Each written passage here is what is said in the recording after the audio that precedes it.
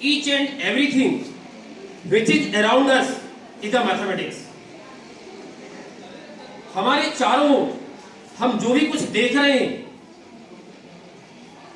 जो कुछ हम अनुभव कर रहे हैं, that is mathematics, that is number. ये शब्द थे महान गणितज्ञ, अंकों के जादूगर श्रीनिवास रामानुजन, जिनका जन्म 22 दिसंबर 1887 को तमिलनाडु के ईरोड में हुआ। यह बड़े सौभाग्य की बात है कि ऐसे महान गणितज्ञ का जन्म भारत की भूमि पर हुआ। आज हम राष्ट्रीय गणित दिवस मनाने के लिए यहां पर एकत्रित हुए हैं। इसका क्या मतलब है, क्या उद्देश्य? गणित के महत्व को प्रतिपादित करना, गणित के प्रति छात्र एवं छात्राओं के आंतरिक मन में रुचि जागृत करना, श्रीनिवास रामानुजन के जीवन की उपलब्धियों को सम्मानित करना, उनके द्वारा जीवन में गणित के क्षेत्र में किए गए कार्यों को रेखांकित करना। गणित एवं विज्ञान में उल्लेखनीय योगदान के लिए एक तरफ आर्किमिडीज को गणित का जनक माना जाता है,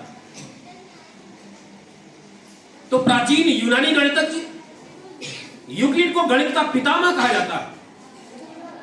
हमारे शून्य के आविष्कारक आर्यभट्ट प्रथम भारतीय गणितज्ञ, तो वहीं पर गणित के जादूगर के नाम से जाने जाते हैं हमारे श्रीनिवास रामानुजन। श्रीनिवास रामानुजन ने 32 वर्ष की अवस्था, आप कल्पना कीजिए कि 32 वर्ष की अवस्था में भारत ही नहीं पूरे विश्व में ऐसा तहलका मचा दिया कि शेष जो भी गणित के मूर्धन्य थे दांतों तले अंगुली दबा लेते थे।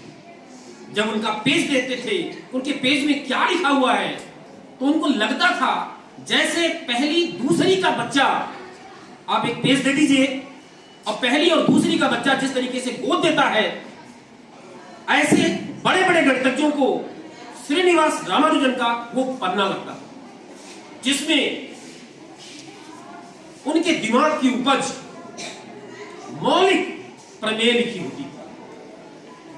उन प्रमेयों को समझना भारत ही नहीं विदेशों में जो गणितज्ञ थे उनके भी समझ से परे था। वो हस्ती थे हमारे श्रीनिवास रामानुजन। श्रीनिवास रामानुजन स्लेट और बत्ती का प्रयोग करते थे। जो कुछ भी उनके दिमाग में आता था स्लेट और बत्ती में लिखते जाते थे और जब उन्हें कोई निष्कर्ष मिल जाता था उस निष्कर्ष को वो बगल में रखी हुई पेपर में लिख दिया करते थे। इस तरीके से उनका जीवन चलता था।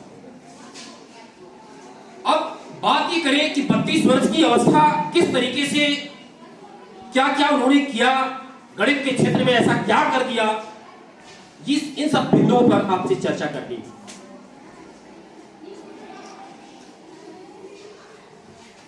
विश्लेषण, मैथमेटिकल एनालिसिस। अब क्योंकि आप सब कुछ लोग ऐसे होंगे जो गणित भी पढ़ते हैं, कुछ कला पढ़ते हैं, लेकिन 12वीं तक गणित पढ़ा होगा, 10वीं तक गणित पढ़ा होगा। निश्चित रूप से हम बात करेंगे आपसे कि श्रीनिवास रामानुजन ने किन किन क्षेत्रों में क्या क्या किया। आप ध्यान से सुनिए। संख्या सिद्धांत, नंबर सिस्टम आपने नाम सुना होगा। खेल सिद्धांत, अनंत श्रृंखला, इनफाइनाइट सीरीज पर उन्होंने काम किया। इसके अतिरिक्त कंटिन्यूड फ्रैक्शन, सतत भिन्न पर भी उन्होंने काम किया। ये उनके कुछ ऐसे फील्ड थे जिन पर उनका कार्य सराहनीय, अत्यंत ही मौलिक। सबसे बड़ी बात यह थी कि उनके कार्य में मौलिकता। आप पढ़ते हैं किताब, हम ही और आप में से कोई साइंटिस्ट बनता है, कोई रिसर्च करता है, लेकिन वो पढ़ता है फिर रिसर्च करता है। श्रीनिवास रामानुजन पढ़ते नहीं थे, श्रीनिवास रामानुजन सोचते थे और लिखते थे। जो प्रमेय होती थी, प्रमेय का प्रूफ नहीं लिखते थे, प्रमेय का प्रूफ उनके दिमाग में चलता था, सिर्फ वो रिजल्ट लिख दिया करते थे। और यही वजह है कि गणितज्ञों को उनका लिखा हुआ समझ में नहीं आता। यदि कहीं प्रूफ लिख देते तो हो सकता है सबको समझ में आ जाए। उनके जीवन में दो व्यक्ति अत्यंत महत्वपूर्ण थे, प्रोफेसर आर रामचंद्र राव और प्रोफेसर जीएच हार्डी। हम बात करेंगे किस तरीके से इन लोगों ने मदद की।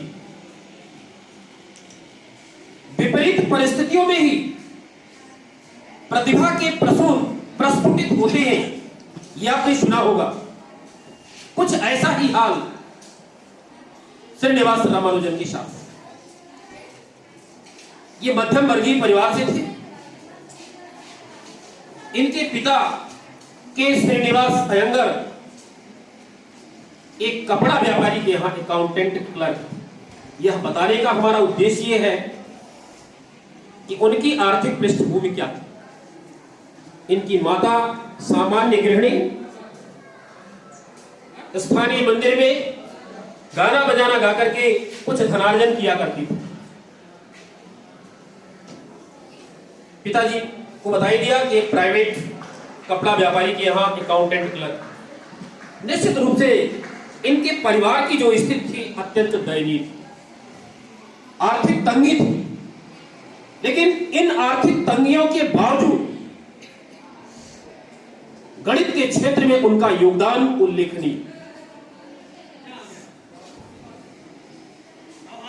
इनकी प्रारंभिक शिक्षा कुंभकोणम में हुई, तमिलनाडु के कुंभकोणम में स्थानीय।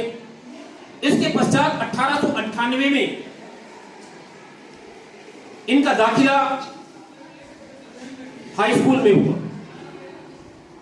हाई स्कूल में दाखिला होने के पश्चात इनको वहीं पर गणित की एक पुस्तक मिली और उस पुस्तक को पढ़ने का जब इन्हें अवसर प्राप्त हुआ, जब ध्यान से उस पुस्तक को इन्होंने पढ़ा तो इनका पूरा दिमाग उसी दिन डाइवर्ट, अट्रैक्ट टू मैथमेटिक्स। पूरा दिमाग, यानी कुल मिलाकर के उनका जो हृदय परिवर्तन जिसको बोलते हैं, वहीं से हृदय परिवर्तन इनका हुआ और इनका पूरा झुकाव गणित के प्रति। वही एक किताब इनके जीवन को बदली और फिर इन्होंने गणित में ही सोचना, गणित में ही बोलना, गणित में ही हर कार्य करना शुरू कर दिया। लोग इनको पागल समझते थे। अब बात समझिए, ये स्कूली शिक्षा हम बात कर रहे हैं 1898 की बात। 1887 में इनका जन्म हुआ, 1898 की बात किए। अब उनकी जो उम्र है वो 12 वर्ष के आसपास, 12 वर्ष की उम्र में श्री रामानुजन, जिन्हें की प्यार से रामा उनके माता पिता या उनके सहपाठी रामा के नाम से पुकारते। 12 वर्ष की उम्र में आपने नाम सुना होगा गणित की एक शाखा त्रिकोणमिति। इनको 12 वर्ष की उम्र में ही त्रिकोणमिति का अपार ज्ञान प्राप्त हुआ। त्रिकोणमिति में इन्होंने महारत हासिल कर। अपने एक दोस्त के यहां गए तो दोस्त के यहां एक किताब थी त्रिकोणमिति की। वो दोस्त पढ़ते थे कॉलेज में। इनकी उम्र क्या, 12 वर्ष, अभी हाई स्कूल में प्रवेश लिया। जब रामानुजन की नजर पड़ी उस त्रिकोणमिति की किताब पर तो उन्होंने मांग लिया कि भाई एक रात के लिए मुझे दे दीजिए किताब। तो वो कॉलेज के जो विद्यार्थी थे वो हंसने लगे, बोले ये क्या करोगे आप, ये तो कॉलेज की किताब। उन्होंने कहा ठीक है दे दीजिए हमको एक रात के लिए। बोला ठीक है ले जाओ। अब रामानुजन ले गए किताब को और 2 ही घंटे बाद वापस कर दी। तो जब वापस करने 2 घंटे बाद आए तो वो कहने लगे कि ठीक है, हंसने लगे, मतलब कि आपको समझ में नहीं आई होगी इसलिए आप किताब को लौटा नहीं चाहिए। बोले नहीं नहीं मैंने पढ़ लिया। बोले पढ़ लिया? बोले हाँ पढ़ लिया। तो पूछो एक क्वेश्चन? बोले हाँ पूछ लीजिए। तो फिर उन कॉलेज के विद्यार्थियों ने उस गणित की किताब को खोल करके सबसे कठिन जो ट्रिग्नोमेट्री का प्रश्न उन्होंने समझा कि भाई ये सबसे कठिन है, उस प्रश्न को पूछो। रामानुजन हमेशा स्लेट और बत्ती अपने साथ लिए रहा करते थे। प्रश्न पूछने में समय लगा होगा, रामानुजन को उत्तर देने में समय नहीं लगा। प्रश्न उनका समाप्त हुआ कि उत्तर स्लेट पर हाजिर दिखा दिया। आश्चर्यचकित हो गए। इस तरीके का ज्ञान 12 वर्ष की उम्र में, आप ध्यान दें, जीनियस। उन छात्रों ने उस दिन ही उनको कहा जीनियस, यू आर जीनियस। और इस तरीके से उनका उत्साहवर्धन, मनोबल और बढ़ा और फिर आगे उनका प्रवेश धीरे धीरे कॉलेज में हुआ। एक उनमें विशेषता थी कि गणित के अलावा अन्य विषयों पर उनका ध्यान नहीं था, अन्य विषय वो नहीं पढ़ते। ये जो भी कहे उनकी कमी कहे, लेकिन अन्य विषय वो नहीं पढ़ा करते थे, जिसका खामियाजा उन्हें भुगतना पड़ा। कैसे? मद्रास विश्वविद्यालय में जब उनका प्रवेश हुआ तो वहां पर प्रवेश के पश्चात ही उन्हें गणित के अंकों को देखकर स्कॉलरशिप मिल गई, छात्रवृत्ति मिल गई। आप समझते हैं, छात्रवृत्ति मिल गई, निश्चित रूप से कहीं न कहीं उनको प्रमोशन हुआ उनका, कि आर्थिक तंगी जो थी वहां से कहीं न कहीं उनको निजात मिली। किंतु जैसे ही पहले प्रथम वर्ष का रिजल्ट जब घोषित हुआ तो उस प्रथम वर्ष के रिजल्ट में वे फेल थे। फेल इसलिए थे क्योंकि गणित में उन्होंने 100 अंक अर्जित किया था, बाकी अन्य विषयों में उनके अंक 0 के ही बराबर थे। क्यों? क्योंकि यदि गणित के अलावा अन्य विषय का पेपर देने वो बैठे हैं तो वहां भी वो गणित ही लगा रहे, वहां भी वो गणित ही लगा रहे। निश्चित है कि भाई इतिहास का पेपर हो और गणित लिखा हो कॉपी में तो कोई नंबर क्यों नहीं। इस वजह से उनकी वो छात्रवृत्ति फिर से वापस हो गई, यानी वो छात्रवृत्ति उन्हें अब मिलना बंद हो गई।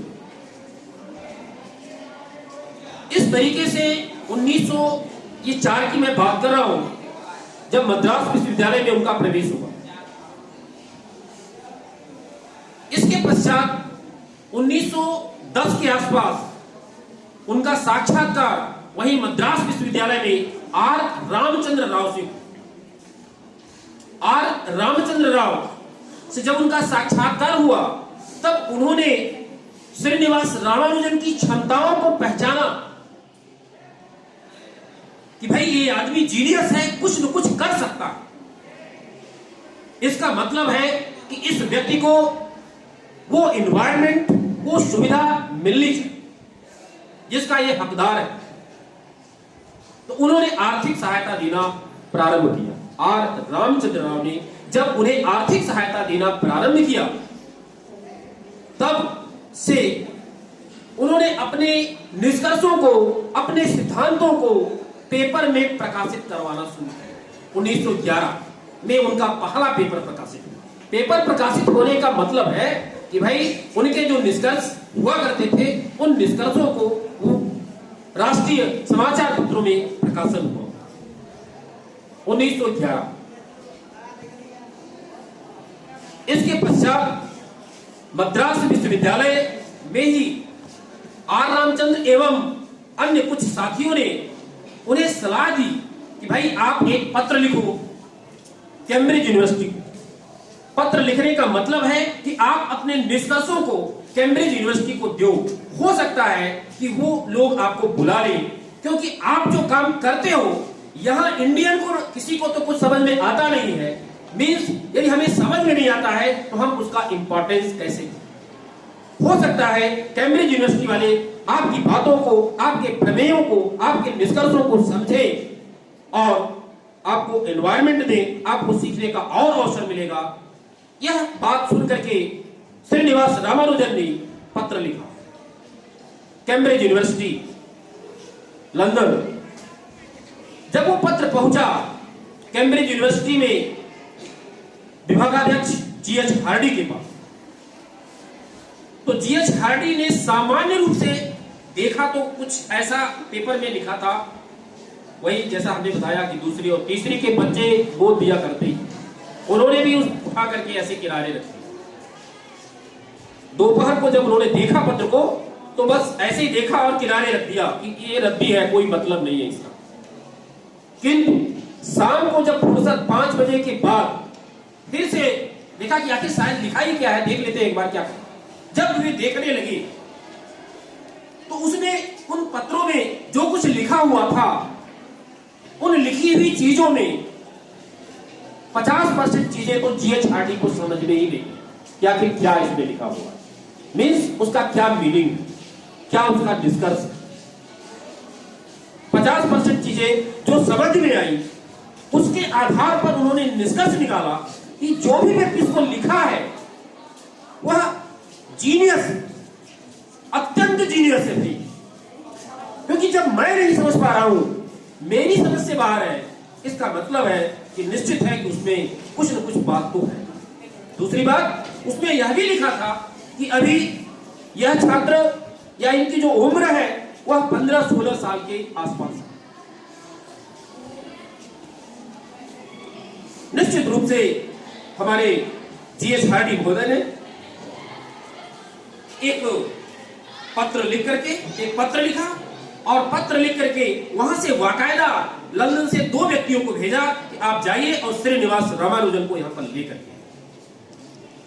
वो लोग आए और यहां पर श्रीनिवास रामानुजन को पत्र दिया। पत्र उन्होंने पढ़ा। पत्र पढ़ने के बाद अपने घर में भी बताया, काफी खुशी हुई, प्रसन्नता हुई घर वालों को। लेकिन मजबूरी क्या थी कि लंदन जाने में समुद्र पड़ता, समुद्र को लांघना, समुद्र को पार करना हम भारतीयों के लिए अपराध, पार नहीं कर सकते, ऐसी कुछ परंपरा थी। उस परंपरा के कारण जाने में असमर्थता थी, किंतु फिर भी कुछ दिनों के बाद वो गए। कैम्ब्रिज यूनिवर्सिटी के ट्रिनिटी कॉलेज में उनका प्रवेश हुआ और उस ट्रिनिटी कॉलेज में जब प्रवेश हुआ तब जीएच हार्डी, जो कि वहां गणित के विभागाध्यक्ष थे, उन्होंने मार्गदर्शन किया श्रीनिवास रामानुजन। मार्गदर्शन किस प्रकार का किया कि भाई जो भी आप निष्कर्ष लिखते हो वो केवल अपने जेब में मत रखो, उन निष्कर्षों को पेपरों में प्रकाशित करो और जितने भी पेपर, नेशनल पेपर जितने भी हैं, उन सभी पेपरों में प्रकाशित करो। ऐसा ही किया श्रीनिवास रामानुजन। और इस तरीके से जब पेपरों में उनके निष्कर्ष छपने लगे, उनके कार्यों से प्रभावित होकर लंदन मैथमेटिकल रॉयल सोसाइटी, बहुत बड़ी बात है भाई, लंदन मैथमेटिकल रॉयल सोसाइटी का उन्हें मेंबर बना लिया। मेंबर बन जाना रॉयल सोसाइटी का एक भारतीय के लिए बहुत बड़ी बात है। एक बार जोरदार तालियां के लिए।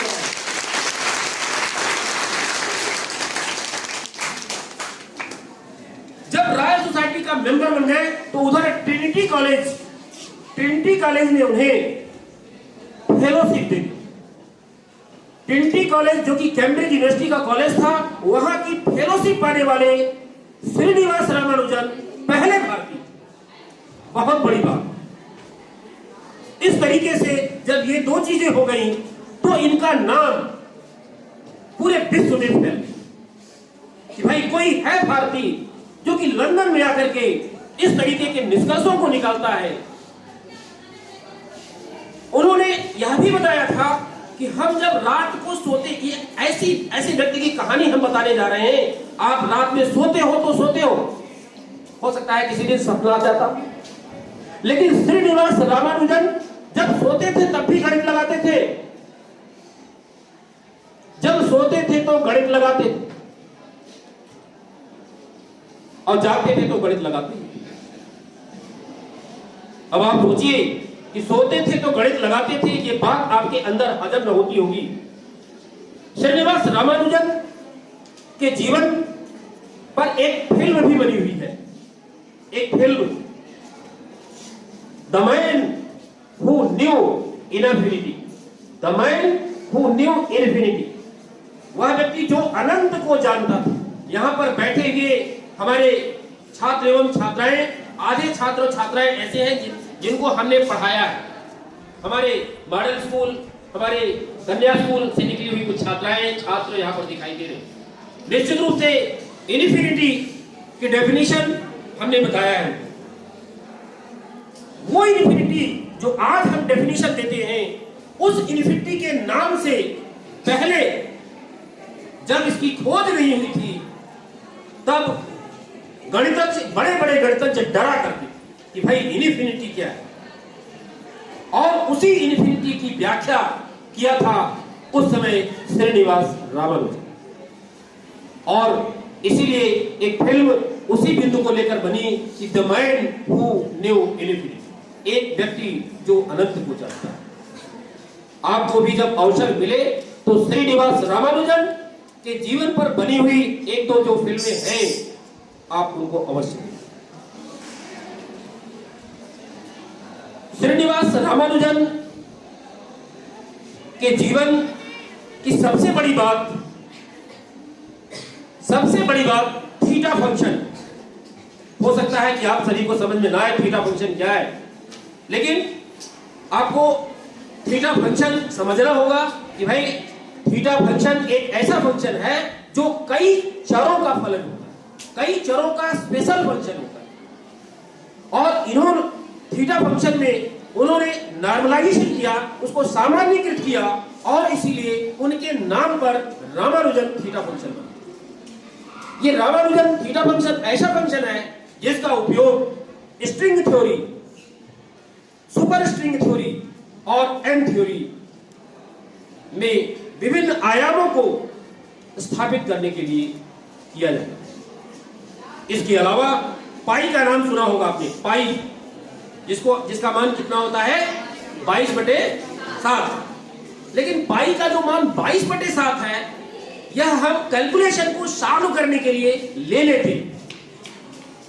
पाई के मान की सटीक व्याख्या करना रामानुजन के समय किसी गणितज्ञ के बस की बात नहीं थी, क्यों पाई का मान सटीक रूप से बता दे। उस समय श्रीनिवास रामानुजन ने पाई के लिए एक इनफाइनाइट सीरीज दी, अनंत श्रृंखला, इनफाइनाइट सीरीज, जिसके माध्यम से पाई का कैलकुलेशन बड़ी ही आसानी से हो जाता। एक बहुत बड़ी बात। दूसरी सबसे बड़ी बात, रामानुजन संख्या की बात करें। रामानुजन संख्या कितने लोगों को मालूम है? रामानुजन संख्या केवल एक। क्या है रामानुजन संख्या? 1729। बहुत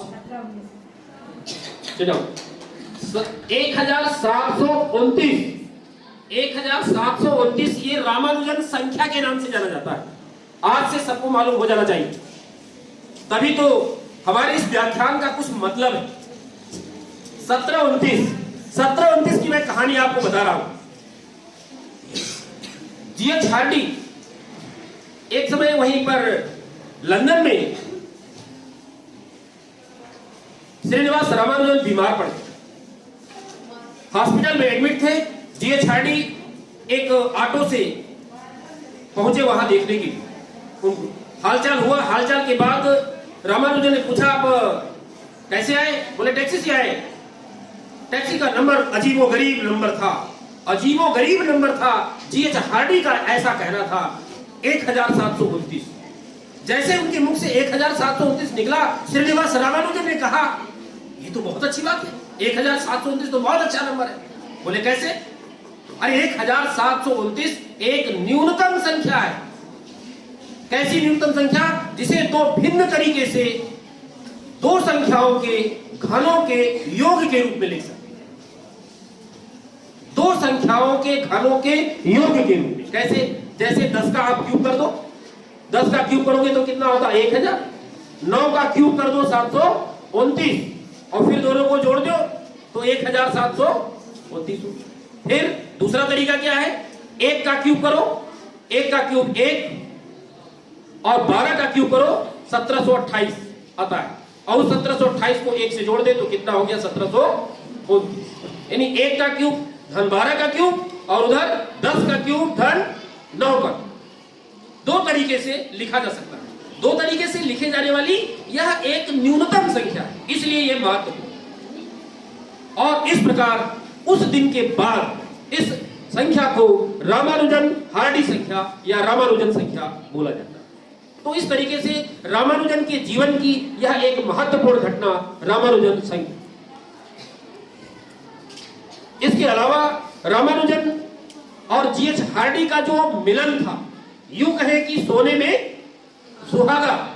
रामानुजन और जीएच हार्डी ने मिलकर फिर काम किया और मिलकर के एक सिद्धांत का आविष्कार किया जिसे वृत्त विधि बोलते हैं, सर्कल मेथड, वृत्त विधि, जो कि 200 से आगे की जो संख्याएं हैं उनके विभाजन का उन्होंने प्रथम सन्निकट दिया। अब ये चूंकि हायर मैथमेटिक्स है, हायर मैथमेटिक्स उन्हीं को समझ में आ सकती है जो थोड़ा बहुत हायर मैथमेटिक्स पढ़ रहे हैं। इस तरीके से श्रीनिवास रामानुजन और जीएच हार्डी दोनों ने मिलकर के गणित के क्षेत्र में उल्लेखनीय योगदान दिया।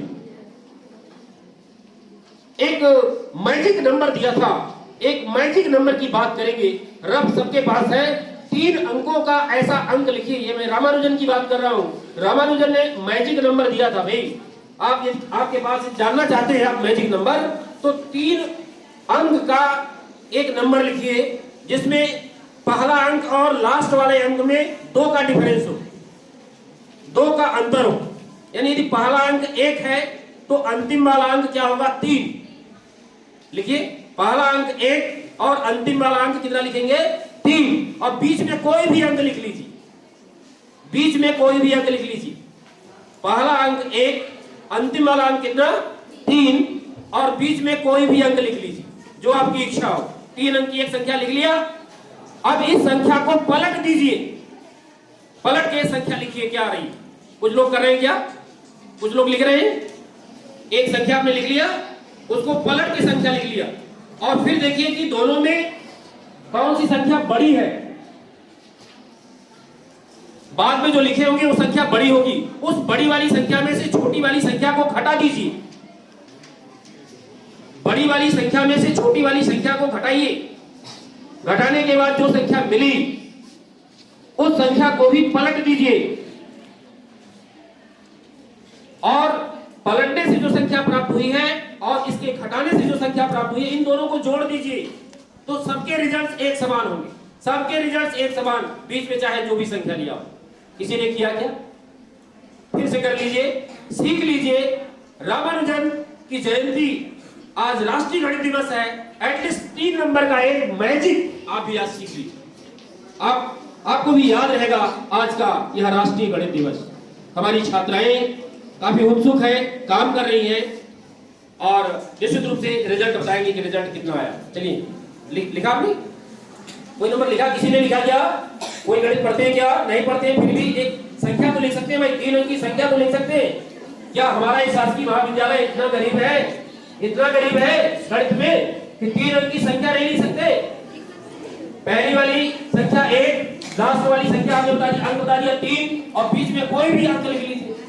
जैसे 1, 5, 3 लिख लीजिए, 153 लिख लीजिए, 153 लिख लीजिए। मैं बोल रहा हूं, लिखिए 153। 153 का उल्टा कर दीजिए, 351 कर दीजिए। 153 और 351 कर दीजिए, और 351 में 153 को घटा दीजिए। कितना रहा है? देखिए कितना आया, बताइए कितना आया? 198। इसको उल्टा कर दीजिए, 198 को उल्टा कर दीजिए।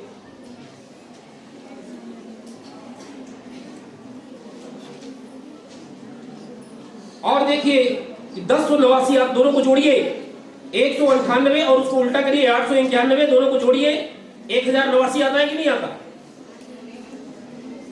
करिए 1089 आ रहा है। कोई भी अंक ले लीजिए 3 अंक का, लेकिन 3 अंक में विशेषता क्या होनी चाहिए कि पहला और तीसरा अंक यानी इकाई का अंक और सैकड़े के अंक में 2 का डिफरेंस होना चाहिए, और बीच में कोई भी अंक आप ले लेंगे और फिर उसको उल्टा करेंगे। उल्टा करने के बाद बड़ी संख्या में से छोटी संख्या को घटाएंगे, घटाने से जो रिजल्ट आएगा उस रिजल्ट को भी आप क्या करेंगे, उल्टा करेंगे और फिर दोनों को जोड़ देंगे। जोड़ने से जो नंबर आता है वो क्या आता है, 1089 ही रिजल्ट आता है हमेशा। इसलिए इसको रामानुजन का मैजिक नंबर बोलते हैं, 3 अंकों की जादुई संख्या। इस तरीके से ये रामानुजन के जीवन की जो उपलब्धियां हैं गणित के क्षेत्र में, जो उनका योगदान है, उस पर मैं चर्चा कर पा रहा हूं। इसके पश्चात जीएच हार्डी, जो कि कैम्ब्रिज यूनिवर्सिटी के गणित विभाग के प्रोफेसर माने जाते हैं, उन्होंने एक पैमाना बनाया था, योग्यता का एक पैमाना बनाया था, जो कि 0 से 100 तक था। अब 0 से 100 में जीएच हार्डी ने अपने आप को 25 पर रखा कि हमारी जो योग्यता है गणित में वो 100 में कितना है, 25। और वहीं पर जर्मन के एक महान गणितज्ञ डेविड हिल्बर्ट थे। डेविड हिल्बर्ट को उन्होंने 80 पर रखा। देखिए ध्यान से सुनिए, बहुत बड़ी बात बोलने जा रहा हूं। महान भारतीय गणितज्ञ श्रीनिवास रामानुजन के जीवन की सबसे बड़ी बात, जीएच हार्डी द्वारा बनाया गया जो पैमाना था 0 to 100, उस 0 to 100 में जीएच हार्डी ने अपने आप को कहां पर रखा, 25 पर रखा कि भाई हमारी योग्यता 100 में 25 है गणित के क्षेत्र में। जर्मन के महान गणितज्ञ डेविड हिल्बर्ट, उनकी योग्यता को उनको कहां पर रखा, 80 पर रखा, पैमाने में 80 पर। और हमारे भारत के जो महान गणितज्ञ श्रीनिवास रामानुजन थे, उनको उन्होंने 100 पर रखा। कहां पर रखा, 100 पर। ये बहुत बड़ी बात, बहुत बड़ी बात। जीएच हार्डी द्वारा इस तरीके से योग्यता में जब 100 पर रखा और इस तरीके की चीजें पेपर में प्रकाशित हुई, तो उनका नाम दिनों दिन विश्व में फैलता है। और इस प्रकार श्रीनिवास रामानुजन का जो जीवन था वो पूरा जीवन संघर्ष से भरा हुआ, लेकिन उन्होंने कभी ये नहीं माना कि हमारे जीवन में संघर्ष है, हमारे पास पैसा नहीं है, आर्थिक तंगी है, ये चीज उन्होंने नहीं माना। आज राष्ट्रीय गणित दिवस के दिन उनकी जयंती को मनाकर हम क्या व्यक्त करना चाहते हैं, हम उनके किए गए कार्यों को रेखांकित कर रहे हैं, सम्मानित कर रहे हैं। हम आज राष्ट्रीय गणित दिवस को उन्हें सत सत नमन कर रहे हैं, लेकिन एक बात नहीं भूलना है, उनके जीवन से हमें प्रेरणा भी लेना। 2 महत्वपूर्ण प्रेरणाएं, क्योंकि रामानुजन का जो जीवन है वो केवल गणित के कारण महत्वपूर्ण नहीं है, इसलिए भी महत्वपूर्ण है कि उन्होंने दुनिया को बता दिया कि ये खोपड़ी, ये मानव का जो मस्तिष्क है वो क्या कर सकता है। इस मानव मस्तिष्क के लिए कुछ भी असंभव नहीं है। यह किसने बताया, श्रीनिवास रामानुजन। यह हमारे लिए, हम सभी देशवासियों के लिए आज एक प्रेरणा वाली बात है। इस चीज को हमें सीखना है कि हमारे लिए कुछ भी असंभव नहीं, बशर्ते कि वो जुनून, वो जज्बा जो श्रीनिवास रामानुजन में था, गरीबी के बावजूद भी उन्होंने कभी लिखना नहीं छोड़ा, अपने स्लेट पर बराबर लिखते रहे। कभी 30 घंटा, कभी 35 घंटा, कभी 18 घंटा बैठे रहते थे, बिना पानी पिए, बिना खाना खाए। इससे कोई उनका वास्ता नहीं था, कोई दे दिया खा लिया, घर वाले थे उनके देने के लिए, लेकिन जब अपने कमरे में वो बैठ जाते थे तो किसी की हिम्मत नहीं होती थी उस कमरे के अंदर जाने की। एक बार ऐसे ही क्या हुआ, एक छोटी सी कहानी याद आ रही है, प्रेरणा से संबंधित बता देता हूं। कल रात में मैं श्रीनिवास रामानुजन की फिल्म देख रहा टीवी पर। उस फिल्म में मैंने देखा कि जीएच हार्डी और रामानुजन अब बैठे हुए हैं ऑफिस में, और जीएच हार्डी का फोन आ गया और फोन रिसीव करते ही जीएच हार्डी ने कहा, रामानुजन आप काम करते रहो और शाम को 5 बजे ताला बंद करके चले जाना, मैं अब नहीं आ पाऊंगा। बोले ठीक है। रामानुजन काम करते रहे, ऑफिस में काम करते रहे, शाम हो गई, रात हो गई, काम करते रहे। अगले दिन जब जीएच हार्डी फिर ऑफिस टाइम में आए तो देखे कि रामानुजन वो उसी सीट पर काम कर रहे हैं। तो जीएच हार्डी ने कहा, आज रामानुजन जल्दी आ गए क्या? मतलब लगा जीएच हार्डी को कि पहले अभी आ गया। तो जीएच रामानुजन ने कहा, नहीं नहीं, मैं तो बैठा ही हूं, जब से सर आप गए थे तब से मैं बैठा ही। बात समझिए, ये जुनून, ये जज्बा यदि हमारे अंदर हो तो वही बता रहे हैं कि मानव मस्तिष्क क्या कर सकता है। श्रीनिवास रामानुजन ने कभी किसी की बनाई हुई किताब को नहीं पढ़ा। यहां तो राइटर ने किताब लिख दिया गणित की, टीचर पढ़ा रहे हैं। ध्यान से सुनिएगा, आपके लिए कह रहा हूं। टीचर पढ़ा रहे हैं, उधर मोबाइल में यूट्यूब में उसका हल भी लिखा हुआ है, बहुत सारे और स्रोत हैं। फिर भी मैं 10वीं 12वीं कॉलेज सबकी बात कर रहा हूं। बच्चे कहां हैं? डी और ई ग्रेड में। बात समझ में आ रही? कहां कमी है? कमी कहां है? हमारे जुनून में, हमारे जज्बे में कमी। मतलब आप एक भारतीय गणितज्ञ श्रीनिवास रामानुजन, जिनको किताब पढ़ने की जरूरत नहीं है, नई नई चीजें आविष्कार कर रही, और एक हमारे विद्यार्थी जो उन चीजों को जिनको कि रामानुजन ने बना दिया, आज वही चीज आपको पढ़ने के लिए मिल रही है तो आप पढ़ नहीं पा रहे। प्रोफेसर पढ़ा रहे हैं आपको, टीचर बता रहे हैं आपको, फिर भी आप समझ नहीं पा रहे। कितनी कमी है। निश्चित रूप से आपको श्रीनिवास रामानुजन के जीवन से प्रेरणा लेना है, प्रेरणा लेना है। और अपने आप को, मैं ये नहीं कहता कि गणित के ही क्षेत्र में, चाहे आप जिस क्षेत्र में है, एक ऐसा जुनून, एक ऐसा जज्बा बनाइए कि जीवन में आपके अंदर जितनी भी क्षमता है उस पूरी क्षमता का आप उपयोग करिए, और पूरी क्षमता का उपयोग करते हुए भारत में एक स्थान बनाइए, और स्थान बना करके फिर देश की सेवा कीजिए। क्योंकि कहा जाता है कि भाई आप हमारे देश के कर्णधार हो, हमारे देश के भविष्य हो। जिस तरीके से आपकी शिक्षा होगी उसी तरीके से हमारे भारत का भविष्य तय होगा। निश्चित रूप से आप ऐसा करके हमारे भारत को आगे बढ़ा सकती हैं, हमारे भारत को आप विश्व गुरु बना सकती हैं। आप, ये जिम्मेदारी आप पर है। अब आप इसको कहां ले जाना चाहते हैं कि आप निर्धारित करें या आप तय करें।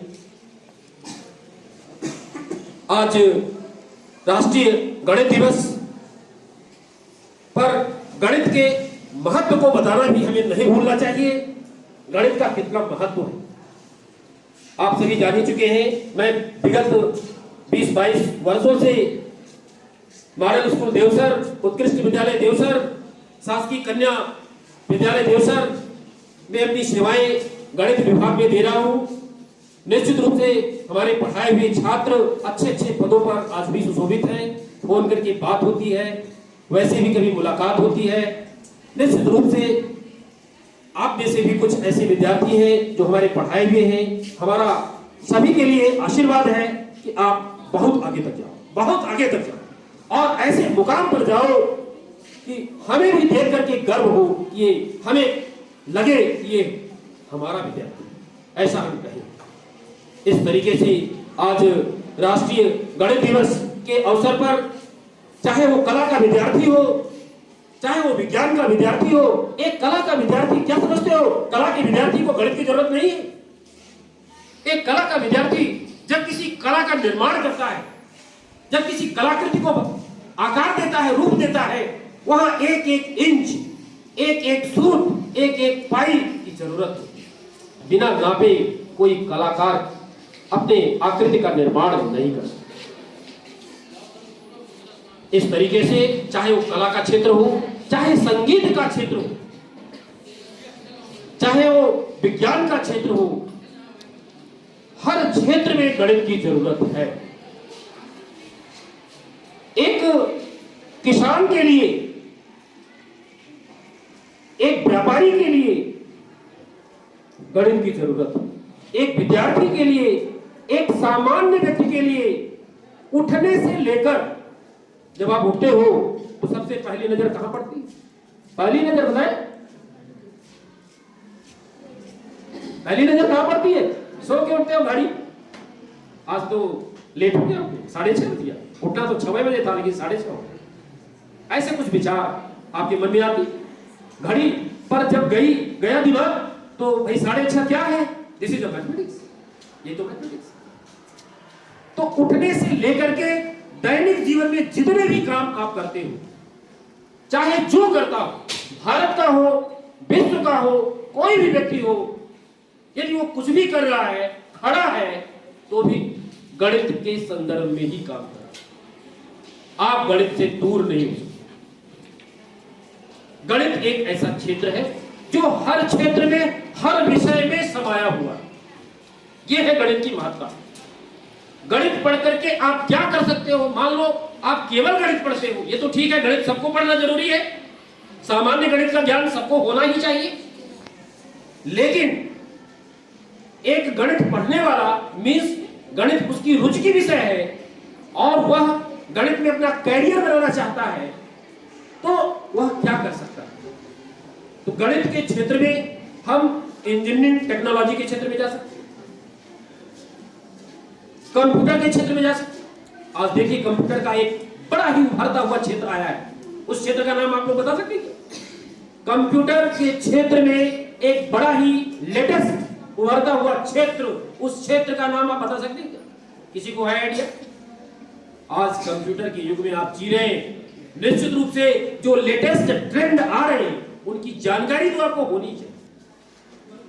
आर्टिफिशियल इंटेलिजेंस, एआई, ये ऐसा क्षेत्र है जो नया नया लेटेस्ट है। यदि आप इस पर काम करते हैं, ध्यान दें, आर्टिफिशियल इंटेलिजेंस पर काम करने के लिए भी गणित की जरूरत है। आप जानते हैं कंप्यूटर की भी अपनी एक भाषा होती है, और कंप्यूटर की भाषा शुरुआत होती है 0 और 1 से, और 0 और 1 क्या है? मैथमेटिक्स। मेरा कहने का सेंस ये है कि गणित के क्षेत्र में अपना कैरियर बनाने वाला, कंप्यूटर के क्षेत्र में, इंजीनियरिंग के क्षेत्र में, दूसरा गणित पढ़ने वाला सांख्यिकी के क्षेत्र में डाटा एनालिस्ट बन सकता है। डाटा एनालिस्ट, सांख्यिकी एक विषय है जो गणित से जुड़ी हुई विषय है। यदि गणित पढ़ रहे हैं आप चाहते हैं तो आप सांख्यिकी के क्षेत्र में जा सकते हैं। एक मैनेजमेंट का फील्ड है, मैनेजमेंट का फील्ड, आप ध्यान से सुने, मैनेजमेंट का जो फील्ड है जिसमें क्या आता है? कॉमर्स के क्षेत्र में आप सीए बन सकते हैं। गणित पढ़ने वाला सीए फील्ड चुन सकता है, चार्टर्ड अकाउंटेंट। इसके अलावा मैनेजमेंट के फील्ड में गणित के क्षेत्र की सबसे बड़ी बात मैं बताने जा रहा हूं, जिसका नाम है IIM। नाम सुना है आपने? IIM, Indian institute of management. जैसे IAS की परीक्षा होती है, इसी तरीके से आई लगा हुआ है, इसमें भी उसी लेवल का है, लेकिन यह क्या है? पूरी तरह निजी है, प्राइवेट है। IAS क्या है? गवर्नमेंट है, लेकिन ये क्या है? पूरी तरह प्राइवेट। IIM का जब हम नाम लेते हैं, क्योंकि हमको मालूम है उसके बारे में, आपको नहीं मालूम, 60 में आज जानकारी दे दूंगा। तो जब मैं IIM का नाम सुनता हूं तो हमारे रोए खड़े हो जाती, वो चीज है IIM।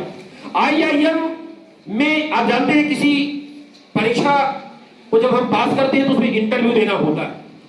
आप कल्पना कर सकते हैं कि इंटरव्यू कितने मिनट, कितने घंटे का हो सकता है? कितने मिनट? आधे घंटे? बहुत ज्यादा होगा तो 1 घंटे का। लेकिन IIM में इंटरव्यू कितने घंटे का होता है? नहीं, कितने दिन का होता है? 7 दिन इंटरव्यू चलता है। IIM में प्रवेश करने के लिए इंटरव्यू चलता है 7 दिन। एक बहुत बड़ा कैंपस होता है और उस कैंपस में लिखित परीक्षा में जो पास हो जाती है उनको रखा जाता है और उनकी हर गतिविधि जांच की जाती है। इंटरव्यू लेने का मतलब वास्तव में देखा जाता है कि यह व्यक्ति उस योग्य है या मतलब उसकी हर गतिविधि पूरे 24 आवर उसकी गतिविधियों को वॉच करने के लिए ड्यूटी लगी होती है, सब देख भी रहती है। केवल आपसे बैठ के बात भरी ही नहीं होती, बात तो होती ही है, साथ साथ आपकी हर गतिविधि पर निगरानी होती है। और इस तरीके से 7वें दिन फिर रिजल्ट मिलता है कि भाई आप इंटरव्यू में पास हुए, या उस इंटरव्यू का नाम SSB होता है।